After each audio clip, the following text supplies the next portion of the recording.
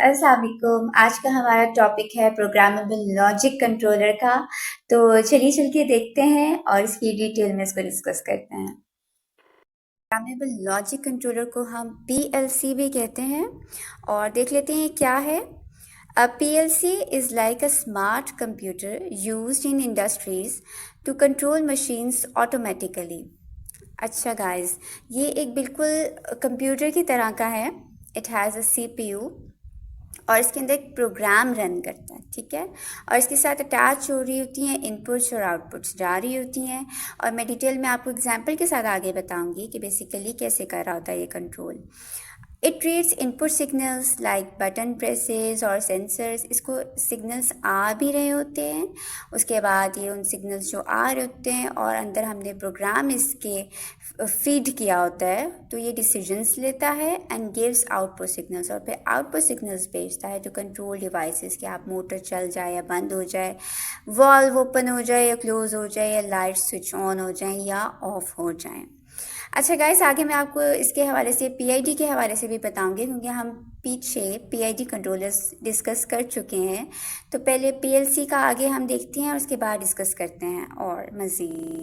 Okay guys, ये आप diagram अगर देखोगे तो ये हमारे पास सीमेंस कंपनी का पीएलसी कंट्रोलर है। It's kind of a CPU, ठीक है। लेकिन गाइस स्टार्ट में इसके अंदर कोई भी प्रोग्रामिंग नहीं हुई होती। तो जब हम इसको बाय करते हैं ना, तो हम इसके साथ कंप्यूटर और लैपटॉप अटैच करते हैं। और इसके अलावा जो कंपनी है वो हमें एक सॉफ्टवेयर देती है जिसको हम टिया सॉफ्टवेयर कहते हैं। टिया सॉफ्टवेयर है और ये इस्तेमाल होता है इसको प्रोग्राम करने के लिए। अब प्रोग्राम इस पे हम बना के तो उसके बाद हम उसको डाउनलोड कर लेते हैं अपने इस सीपीयू में, और फिर वो रन करता है और हमारा सिस्टम जो है वो ऑटोमेटिकली चलता है। अच्छा जी, जो प्रोग्राम होता है ना, इसको हम बोलते हैं लैडर लॉजिक, ठीक है। और अगर आपने फंक्शन ब्लॉक डायग्राम भी यूज़ होती है, अगर आपने पीआईडी यूज़ करना है किसी भी अपने प्रोसेस में, तो हम उसमें पीआईडी ब्लॉक यूज़ करते हैं। तो अगर डिफरेंट ब्लॉक्स और यूज़ करने होते हैं कोई फंक्शनैलिटी, तो हम इसको फंक्शन ब्लॉक डायग्राम कहते हैं। जी गाइस, हमने पीआईडी कंट्रोलर पढ़ा था, प्रोपोर्शनल इंटीग्रल डेरिवेटिव कंट्रोलर। इसमें गाइस ये हुआ था कि हमने सेट पॉइंट दिया था, इसको इनपुट आ रही थी प्रोसेस वेरिएबल की, जैसे कोई टेम्परेचर है या प्रेशर है, और उसके बाद इसने कैलकुलेशंस करके पीआईडी की ना, proportional integral derivative of error की बेसिस पे, जो सेट पॉइंट के साथ उसने मैच किया, तो उसकी बेसिस पे उसने आगे सिग्नल भेजा और उसने हमारे प्रोसेस वेरिएबल को सेट पॉइंट तक रखना होता है। इसका सिर्फ यही टास्क है। लेकिन अगर हम पीएलसी पे आ जाएं, programmable logic controller, it's a better and smart computer than that of the PID. और एक मज़े की बात यह है कि पीएलसी में हम पीआईडी लूप और उसको ब्लॉक कहते हैं, वो भी यूज़ कर सकते हैं along with that of the other functions. Other functions में इसके क्या क्या होता है, बहुत कुछ होता है। इट कैन ओपन और close any door, it can start conveyor belt, और ये सब काम जो है हम लॉजिकली एक सीक्वेंस में कर सकते हैं विद पीएलसी कंट्रोलर। अच्छा, आगे इसकी डिटेल में एक एग्जांपल डिस्कस करते हैं बॉटल फिलिंग की, और इसमें आपको ज़्यादा बेहतर अंडरस्टैंडिंग होगी कि ये सारे काम एक साथ कर रहा होता है। It's more advance than that of the simple PID controller. Okay guys, ये एक बॉटल फिलिंग की एग्जांपल करते हैं। हमें क्या क्या चाहिए वो देखते हैं। वी नीड अ मोटर, ठीक है। पहले सबसे पहली चीज़ है कि हमें एक मोटर चाहिए कन्वेयर बेल्ट को चलाने के लिए, सो डैट कि आपकी बॉटल्स मूव करें। और फिर नेक्स्ट हमें चाहिए एक सेंसर चाहिए to detect the bottle at the filling point, ठीक है। ये फोटो इलेक्ट्रिक सेंसर होता है। इसके अलावा एक वाल्व है जो कंट्रोल कर रहा है वाटर के फ्लो को, क्योंकि हम बॉटल्स में वाटर फिल कर रहे हैं, ठीक है। And a PLC to control everything automatically. चलें देखते हैं कि ये कैसे काम करता है, हाउ इट वर्क्स। जी गाइस, सबसे पहले तो आपका ऑपरेटर जो है वो प्रेस करेगा स्टार्ट बटन को और ये सिग्नल जाएगा पीएलसी को। अब पीएलसी जो है वो क्या करेगा, वो मोटर टर्न ऑन कर देगा सो डैट कि आपकी कन्वेयर बेल्ट जिसके ऊपर बॉटल ऑलरेडी मौजूद है वो मूव करना स्टार्ट कर दे। नेक्स्ट क्या होगा कि आपकी बॉटल जो है वो अराइव करेगी आपके सेंसर की तरफ, ठीक है।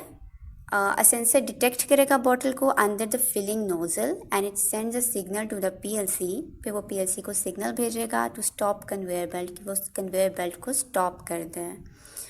नेक्स्ट आपका स्टेप है, आपका वाल्व ओपन होगा। The PLC turns on the valve. अब पीएलसी ने सिग्नल भेजा वाल्व को कि वो वाल्व जो है वो ओपन हो जाए और बॉटल में वाटर फिलिंग स्टार्ट हो जाए। अच्छा, आपका टाइमर भी लगा होता है पीएलसी में, ये सारा प्रोग्राम रन हो रहा होता है, ठीक है। अब आपका टाइमर जो है वो ऑन हो जाएगा, तो पीएलसी यूजेस अ टाइमर।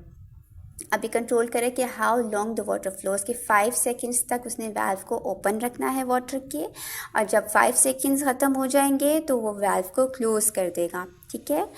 अब फिर नेक्स्ट स्टेप जो है, उसने टर्न ऑन कर दी motor again to move the filled bottle. अब आपकी जो बॉटल फिल हो चुकी है उसको मूव करेगा और आपकी जो नेक्स्ट एम्प्टी वन है वो पीछे से आ जाएगी, और ये प्रोसेस रिपीट होता जाएगा और आपकी बॉटल फिलिंग्स होती जाएंगी ऑटोमेटिकली। जी गाइस, ये था हमारा पीएलसी कंट्रोलर, और इसके कुछ एडवांटेजेस देख लेते हैं।